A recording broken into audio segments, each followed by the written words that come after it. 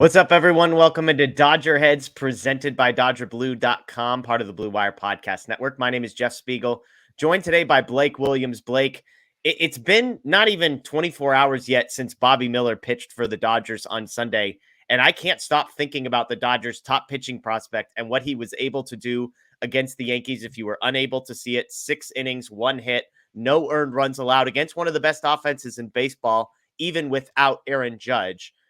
Now that you've sort of slept on it and woken up the next day, give me your thoughts on what you've seen from Bobby Miller so far, specifically in that series finale against the Yankees.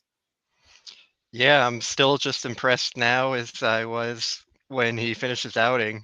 He looks like a legit ace, and I know it's only been 3 starts, and we kind of gotta back off and not put our expectations too high, but he really is everything you want to see from a pitcher, and it's just really exciting, and it looks like they have another top of the rotation guy. Yeah, you look at some of the sort of metrics from last night, a 33% whiff rate, incredible. You look at the fastball velocity. This is a guy whose fastball is averaging 99 miles an hour. Again, through 86 pitches total, didn't throw all that many fastballs, but his ability to throw it with velocity through a lot of sinkers, that was averaging 98.6 miles an hour. And so all that put together, you look at the 3 starts you mentioned, 17 innings pitched, which that can't go unnoticed. He's almost averaging 6 innings per start, which is not what you would expect typically from a rookie. A 1.06 ERA. He's striking out 4 times as many batters as he is walking.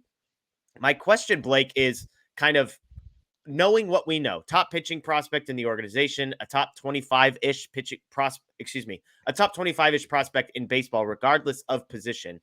What's a reasonable expectation for this guy moving forward? I don't think either of us is expecting 6 innings per start with a 1.00 ERA, but is there going to be a correction a la James Outman where it's going to be a massive regression? Or do you think because of the stuff, because of his demeanor, that yes, there will be some regression, but it won't be as extreme as maybe we've seen in other cases?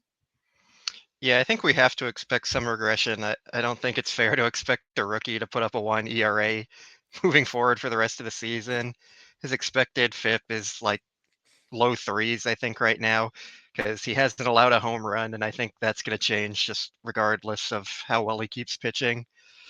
But I think it's fair to say he could be a low three to high two ERA pitcher moving forward, and that would definitely put him in Rookie of the Year contention. Yeah. I know Corbin Carroll is probably the favorite right now, but I think Miller would have a good chance of catching up to him if he keeps pitching well. So that's a really good addition for the Dodgers to make, and there's nothing wrong if he's a low three ERA guy or even Yeah. better than that. And I think the Dodgers would be thrilled for that, and I think most fans would be too. Just from your perspective, Blake, I'm looking at Bobby Miller's numbers. He's in his age 24 season. Obviously, was drafted out of college, so made his debut as a 22-year-old in high A. Basically, at double A and above, his ERAs have been 4.82. That was in just a small, like 9 innings in 2021. He returns to double A, 4.45 ERA. That's across 19 starts in 2022. He gets a taste of triple A last year, 3.38 ERA, a taste of triple A this year, 5.65 ERA. And yet here we are talking about a guy who's going to be potentially high twos, low threes. How is that possible? How can a guy struggle, seemingly have an ERA that he has had at double A and at triple A, and then come to the major leagues and somehow be better, be more dominant? I think the first thing that comes to mind is defense surrounding the pitcher. Like when you're in the minor leagues, you're going to deal with a lot more play, like not necessarily errors, but just like not getting to the same balls that a major leaguer will get to. And then some of those minor league hitting environments, it's just like playing at Coors Field constantly, like with every stadium you go to. So your ERAs kind of get inflated there.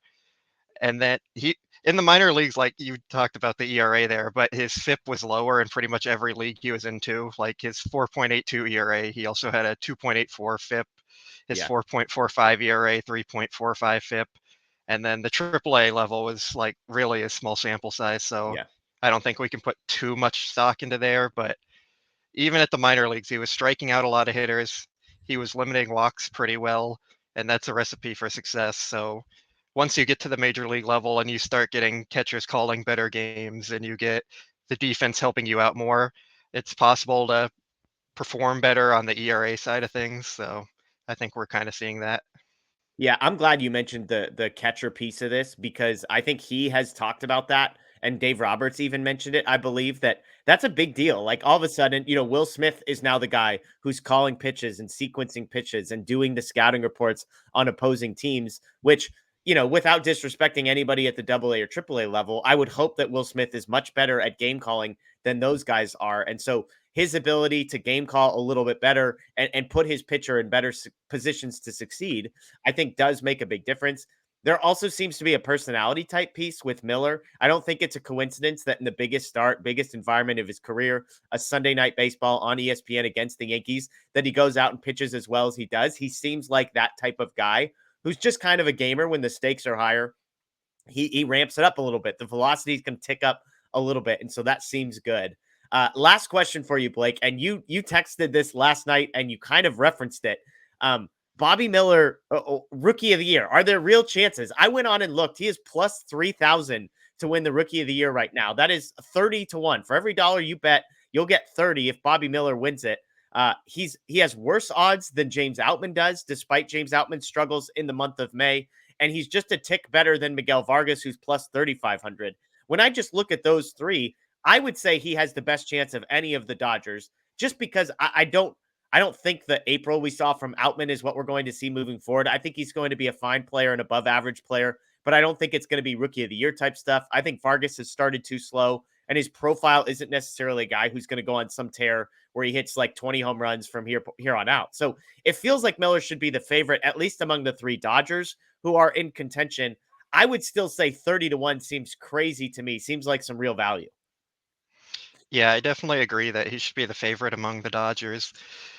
Outman, he got off to that really strong start, so if he picks it up, he could take another run at the Rookie of the Year. But Miller is just he feels different than the other two guys. Like he seems like he's already nearing ace type potential there, Yeah. and that gives him the kind of potential to just make a run for the Rookie of the Year. And I know I mentioned Corbin Carroll earlier, but Carroll has just been really good. He hasn't been like that kind of star level that I think Miller might be able to get to this year.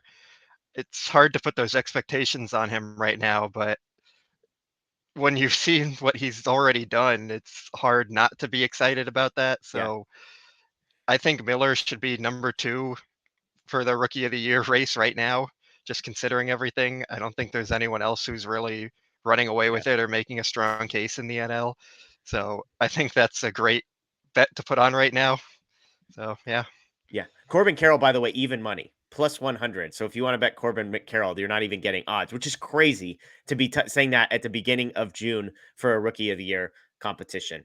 Last thing for me, Blake, if there's one thing as I look through Miller's numbers, strikeouts, I think, is one of those metrics that I'm going to keep watching. Currently, his strikeout per nine is below 9, so less than 1 per inning. He did just strike out 7 in 6 innings against the Yankees on Sunday. To me, if there's an area for improvement, if there's an area to even take this up a notch, I'm not saying the ERA is going to stay there, but if the strikeout per nine hangs out in the 8.5 range, I'm not sure that's a recipe for success. I think for Miller to really to sort of reach his full potential, I think seeing that strikeout rate tick up above 9, maybe even to the 10 range, that's kind of the one thing I'm watching. Is there anything for you that, like, small picture, narrow minded, you're looking at and saying, hey, I want to see what Miller is able to do or improve, or can he maintain in this particular area of pitching? I think he definitely needs to get his strikeout rate up, as you mentioned. But then there's also his batting average on balls in play is at 200, and most Yeah. pitchers like league average sit around 300. And then his left on base percentage is 85%, which means when players get on base, they are being stranded at an 85% clip, and league average for that is more around 75%. So I think both those numbers are going to regress. So it's going to be kind of up to him to increase that strikeout rate to counter the regression there. So even though those numbers are going to regress, there's still a path to him being a very good pitcher. So I think that's the main thing he's going to need to kind of fix and work on. Love it. Love it. Well, let us know in the comments below. What do you think about Bobby Miller? Are you buying the hype? Are you placing a bet on 30 to 1 to win the Rookie of the Year? Might be worth taking a look at if you're in a place where you can do that sort of thing. That's Blake Williams. My name is Jeff Spiegel. As always, check out DodgerBlue.com for all the latest. If you missed Blake and me on the live show last night, check it out on YouTube. Dodger Blue 1958 page. We spent over an hour answering questions, talking about that Yankees series, talking Michael Grove, Noah Syndergaard, lots of good stuff in there. You can also get it via podcast, Apple, Spotify, Google, wherever you get that. Just search for Dodger Heads. Again, my name is Jeff. That's Blake. Enjoy the rest of your day. And of course, go Dodgers.